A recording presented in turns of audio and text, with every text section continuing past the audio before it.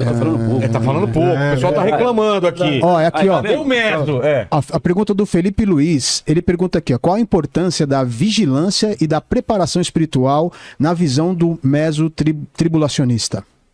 A visão da vigilância... Da vigilância e da preparação espiritual na visão, na sua visão. Olha, a vigilância ela é necessária para qualquer posição, né? A visão mesotribulacional é assim, pastor. Eu ia colaborar uma coisa aqui com o pastor César. No capítulo, no segundo livro de Tessalonicenses aí.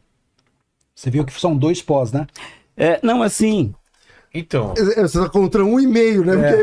Porque fica até um pouco difícil essa pergunta do pastor, porque, veja só, a visão mesotribulacional é aquela que diz que Jesus volta após o período da tribulação. Portanto, a mensagem para eles é fiquem firmes nesse período, né? Que é um período curto, é um período de 3 anos e meio, e elas precisam ficar firmes aí. Um indicativo da vinda de Jesus para eles já é a grande tribulação mesmo, né? Então, não existe assim uma... Como se fala? O que eu posso dizer? Para eles tem essa facilidade, vamos dizer assim, né? Se você vê o anticristo está já agindo na Terra, você sabe que em um período de 3 anos e meio, que é aproximado, né? Não tem como saber dia e hora.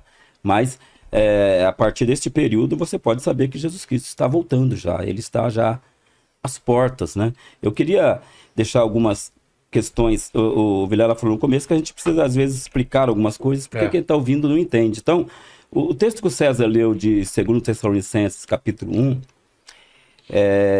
ele disse assim: a vós outros que sois atribulados, alivio juntamente conosco, quando do céu se manifestar o Senhor Jesus com o anjo do seu poder em chama de fogo, tomando vingança.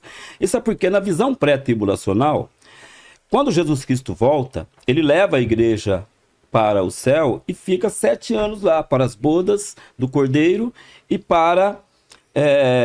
passar pelo tribunal Bema, Tribunal de Cristo. O Bema. E só depois do período de 7 anos é que ele volta cumprindo esse versículo 7 que está aqui.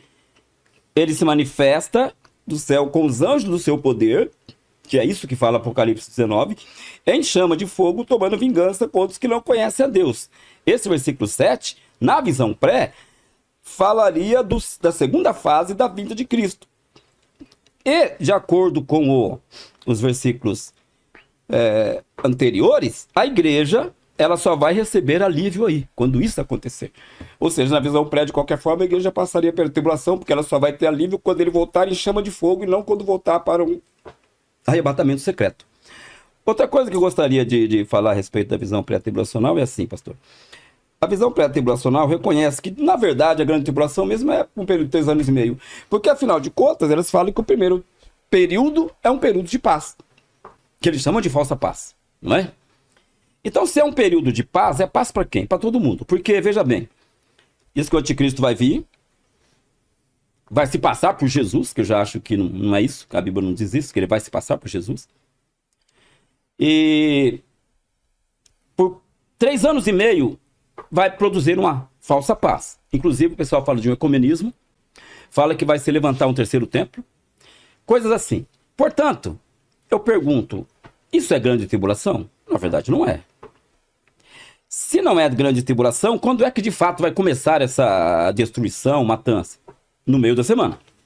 Não seria, então, se essa visão tivesse certa, de qualquer forma não seria bom se a gente fosse arrebatado então no meio da semana? Porque no primeiro 3 anos e meio é paz, é falsa paz. Então não estaríamos correndo perigo nenhum, não é? Então, de qualquer forma, se depois de 3 anos e meio, onde para esse período de falsa paz, é aí que começa a matança, todo mundo enxerga que ele era o anticristo, então que a igreja seja arrebatada aí, porque antes ela não sofre nada. Ela não corre nenhum perigo aí. Eu escrevi uma vez ali, de forma muito rápida ali até, 20 perguntas que eu faria para o pós-tribulacional. A primeira seria assim: se Jesus Cristo arrebata a igreja... Para o pós ou para o pré? Pós ou pré? Para o pré. Falei, pós? Desculpa. Falou. Para o pré. Jesus Cristo vem e arrebata a igreja de forma secreta. Isso aí a gente tem que entender que vai sumir aí cerca de, não sei, 1 bilhão de pessoas, talvez mais. Incluindo todas as crianças. Vai sumir todo mundo. Logo em seguida aparece alguém dizendo que é Jesus. Aí todo mundo vai adorar esse homem. A primeira coisa que pergunta, cadê meus filhos? Cadê minha mulher? Vai todo mundo adorar e vai esquecer o acontecimento de bilhões de pessoas que desapareceram. E esse homem que se diz Jesus, o que ele vai falar? Ninguém vai perguntar para ele, cadê todo mundo, Jesus? O que aconteceu? O senhor levou todo mundo embora e o senhor está aqui? Fica meio estranho esta posição pré-tribulacional. Diante do aparecimento de tanta gente, de repente aparece alguém e fala, eu sou Jesus. E aí as pessoas simplesmente vão adorá-lo como se não fizesse caso da sua própria família que sumiu, das crianças que sumiu. Então acho que a visão pré-tribulacional ela tem muita coisa a ser pensado que, de fato, não dá para entender. Inclusive eu perguntei para o pastor sobre essa questão de Mateus 24, né? Ou citei, onde Jesus fala, ai das grávidas e das que amamentarem naquele dia. Então ele já mostra que na grande tribulação haverá mulheres grávidas e com crianças. Então, como fica diante de outras doutrinas essa visão pré-tribulacional? Tem criança na grande tribulação ou não tem? Né? Então, é que assim, não dá para fazer escatologia nas curiosidades, né? Então, assim, nós não temos resposta para tudo. Não tem resposta para tudo. Então, o que vai acontecer? Como é que vai ser? O que de fato é? O que é de fato a trombeta? É uma trombeta literal? Ou é uma ideia, um símbolo de uma voz poderosa? Certo. O que é taça? É taça mesmo? Não é taça? Então, assim, não dá para fazer teologia dessa forma, pastor. Não dá para responder. Né? Dá para responder detalhes que a gente só vai entender vivendo a experiência ou vendo acontecer. Né? Então, outra coisa, não dá para fazer, por exemplo, a pergunta que o senhor está fazendo partindo de um pressuposto que eu não creio. Então, o senhor levantou uma tese que não é a minha tese. Ok. Qual é? Por exemplo, que são os primeiros 3 anos de paz. Eu não disse isso. Eu disse horas atrás... É que eu fui a partir da questão do que eu disse, pré-tribulacionismo, né? Eu citei para o senhor Apocalipse beleza. capítulo 6 e verso 17, o 16 e o 17, que o começo da grande tribulação já é grande tribulação, já é ira de Deus. Mas então o pastor não concorda com essa ideia de falsa paz, 6 anos e meio? Eu nunca afirmei isso aqui no programa. Não sei, assim, eu estou perguntando. Então o pastor não Se o concorda senhor com ouviu um pré-tribulacionista afirmar isso, então... Que a maioria afirmava, né? Até tempos atrás... Muitos falam, né? Mas não é uma ideia assim amplamente defendida, né? Por quê? Na verdade, esse anticristo, ele não vai se apresentar como Jesus. Ele é um grande salvador da pátria, um grande líder político. Diga-se de passagem, porque o líder religioso é o falso profeta, né? Que é um outro personagem. Ele terá um sacerdote religioso, esse homem. Então, assim... como que vai se dar o arrebatamento? A igreja é arrebatada, milhões de pessoas desapareceram, começam aqueles eventos dos selos, né, a partir do primeiro selo. Como é que vai ser tudo isso? Eu não sei. E nem quero saber, porque eu não vou estar aqui. Né? Eu sou pré. Agora, eu posso supor que num caos que o mundo ficará com o arrebatamento, exigirá uma liderança poderosa, que esse homem encarnará. E ele trará para o mundo esperança de controle da situação. Inclusive fará um pacto com Israel. Né? Em que momento ele vai fazer esse pacto? A gente não sabe. O pré-tribulacionismo não firma uma data.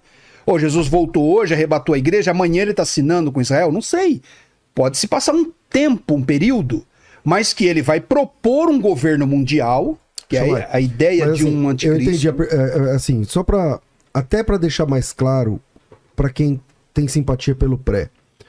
Você defende a volta de Jesus secreta? Igual todo mundo falava antigamente, quando a gente era pequeno, que ninguém vai perceber, não sei o quê. Você defende isso? Não. Tá. Você defende a chegada de Jesus...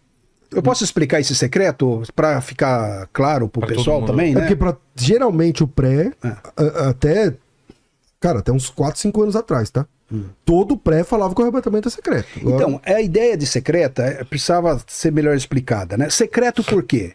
Secreto porque Jesus vem para a igreja, ele não vem para o mundo, não vem para implantar o reino milenar, ele não vem para a terra para governar a terra. Ele é uma coisa instantânea, né? Quando Paulo fala lá sobre a ressurreição num piscar de olhos, os que estiverem vivos serão transformados, os mortos serão ressuscitados. Esses eventos todos, de que maneira será percebido, eu não sei, né? Aí alguns podem ter usado esse termo secreto, mas ele não faz parte, digamos assim,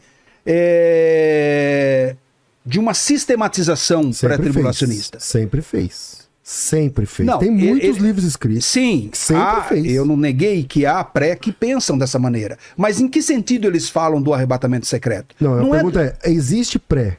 Ah. Eu tô falando antes de 5 anos atrás. Existe pré que pensava diferente? Que a vinda de Jesus Cristo, a primeira fase era pública? Tem algum? Nenhum. Não, mas ela é... Então... Mas o fato é que... Vamos pro fato. O fato é que todo pré, até poucos anos atrás, sempre defendeu a volta de Cristo secreta. Falando que ele vem como ladrão, no caso que ninguém ia perceber e tal. Você defende isso? Então, ela é secreta, é o que eu ia chegar nesse ponto. Como que nasce essa ideia de secreta? Secreta porque não tem nenhum aviso antes. Ela não tem vamos dizer assim, um sinal antes que está para acontecer, para que todo mundo fique alerta. Ela é iminente. Então, se ela é iminente, ela é secreta. Pum, aconteceu.